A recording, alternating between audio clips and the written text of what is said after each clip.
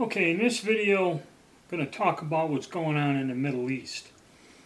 Kind of hit everybody by surprise this weekend when they had a huge missile barrage hit Israel out of Lebanon.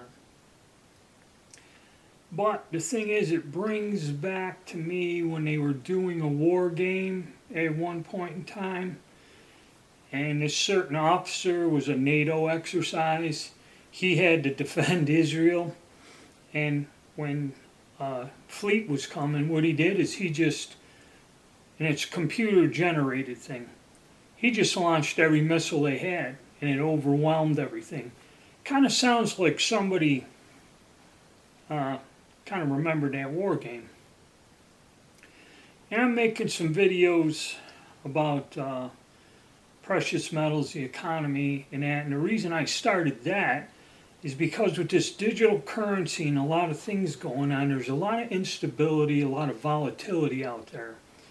And as inflation goes up, your money's worthless. And basically, with a lot of things, like I said in that video, a lot of dark things are coming here on the horizon. And this is just one more that was kind of unexpected. Kind of conveniently have an international crisis while the election year is coming up.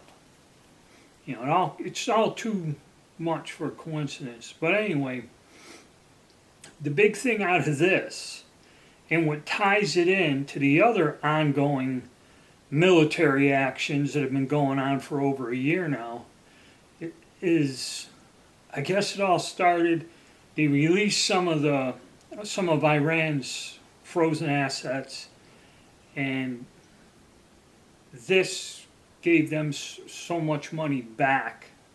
I guess we've had their assets frozen since the 70s when they took all the hostages from the U.S. Embassy. So they gave them some of the money back. And then within a short period of time, there was an attack on Israel. Now the curious thing is they say, well, because they got this money, they did it.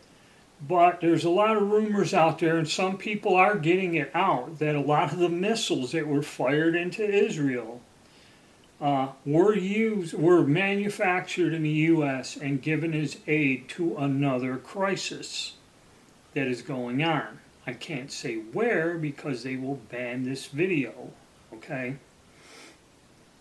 Which I kind of suspected this was going on from the things I heard. What was being sent as aid to the country, and you'd have to watch a lot of different videos and from sources outside the U.S. where shipments of rifles and ammunition just mysteriously disappear, the need for 155 millimeter artillery shells. I mean, I watched a video on YouTube where a request was put in on a monthly basis, the thousands of these shells they need, okay?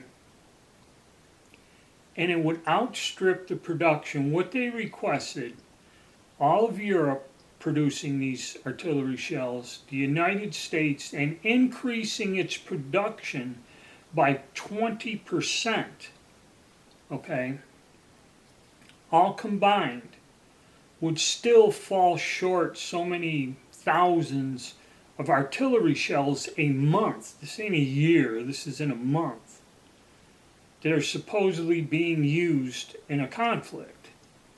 To me, it sounds like somebody selling arms and munitions out on an open black market or somewhere out on a black market. I'm sorry about that, not the open market, the black market.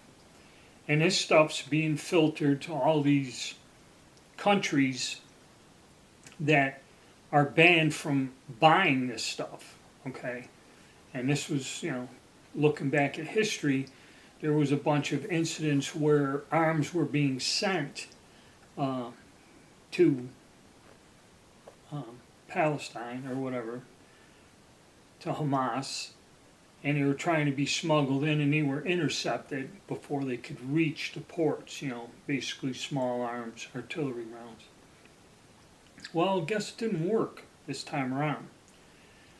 So now they did this horrific raid.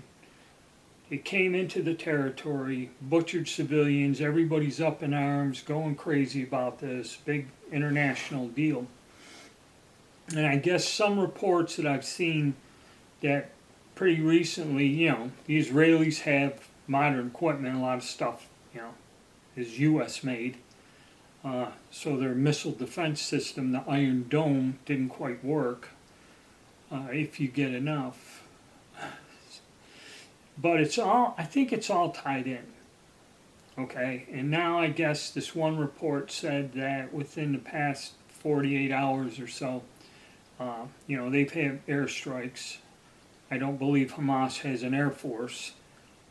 They had airstrikes and that. Then they have their artillery come in, and basically this terrorist force of people, it's not an actual army backed with, all the things a traditional or a first-rate army has, air support, intelligence, armor, and all this other stuff.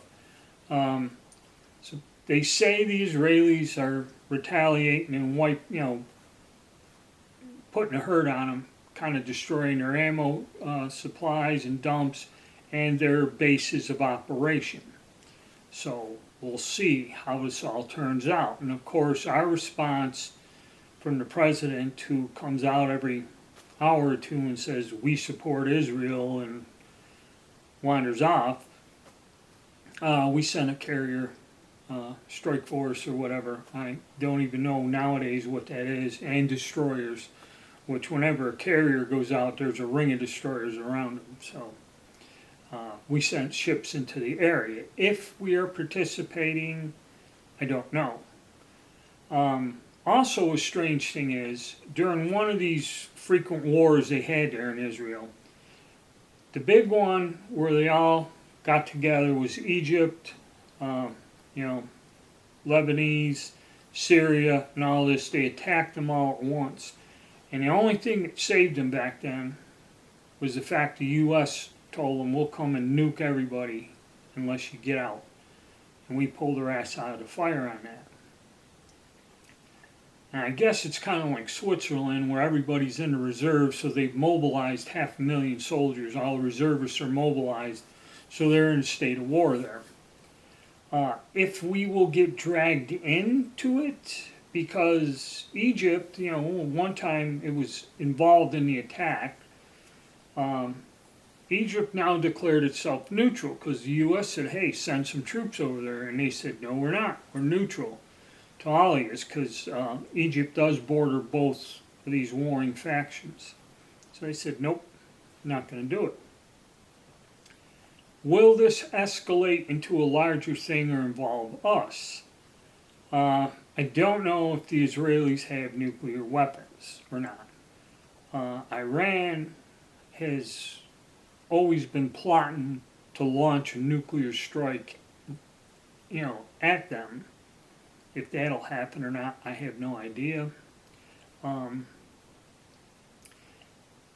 It's really bad, and it throws everything off. I was more or less worried about our own economy and started investigating things and doing stuff, and then all of this popped up when I was interested in something else, and this has thrown everything out of whack. I just went and looked at my investments, mutual funds, and they went up again in September. Now they're starting to go down again. Okay, gold and silver prices are going berserk, and my wife told me that she went and got gas at a gas station in another county, which is usually a few cents lower, but instead of being like $3.30 or $3.20 or something, which gas has been, she said, I went and filled the car up, it was under $3, 2 something. She goes, I was surprised. So now like gas prices are dropping. And she goes, why is that happening with all of this going on? The instability, volatility, war, global war, world war, who knows where this will go. And I got a call from a person that used to work for the defense industry, had a pretty high security clearance, and he was a civilian worker that worked for a company that the company encrypted things. Either they made equipment or software where you can transmit via satellite your secure communications encrypted. And so this guy had a high security clearance, and actually he had to go outside the country and meet with the Israeli military about a product that his company was going to sell to him. So he's dealt with these people. And his complaint was that he believes with this porous border and just letting all these people in, that some of these organizations could have people planted in our country right now. And he was pretty adamant about it and nervous. And it's kind of like, 9/11. All of the people involved in that were here as students or something. Okay? God only knows who's wandering around inside the country. Okay? So he was nervous that there will be more terrorist if we get involved or if this escalates, there may be terrorist activity here in the U.S. And if that happens, on top of everything else, you're going to see things really get difficult here with lockdowns and whatever, invasion of privacy. They already got the laws. They can listen into your phones or do anything they want for any reason. So again, it looks like our country, the whole world is unstable, and our country's headed down a path that ain't good. Okay, so try to stay informed, keep alert, and I hope to God I'm too old to deal with this crap that things don't go to hell in a handbasket overnight, Alright, so that's my opinion on this. I wanted to get that out because in the middle of me doing these videos about something else, I get this phone call and this guy's telling me, hey, I don't think any of this is good for any of us. And it all looks like it's too conveniently coming towards the election year. Okay, that's another thing. We got the ATF doing stuff. We got a new war starting, which could spark up some more issues. The economy's on the verge of collapse with inflation going crazy. We got a lot of things going on all at once, and none of it's any good. Alright guys, so hit the like button, subscribe, and stay tuned.